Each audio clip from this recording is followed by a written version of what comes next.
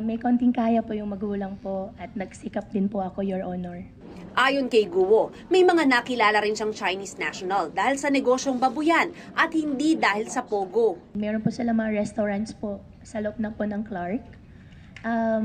Binibentahan ko po sila supposedly binibentahan ko po sila ng karne po, baboy po. Okay. Doon po kami nag-umpisa na magkakilala po. And then itong mga, tinitignan ko itong mga incorporators, 3 out of the 5 are Chinese. Opo. Marunong ba sila mag-Tagalog? Konti po. Marunong ka mag-Chinese? Konti din po. May impormasyon na fluent daw kayo sa Mandarin. Hindi lang konting marunong. Tama po ba? Marunong po ako sa Mandarin po, Your Honor. Saan po kayo natuto? Natuto ko po sa tatay ko po.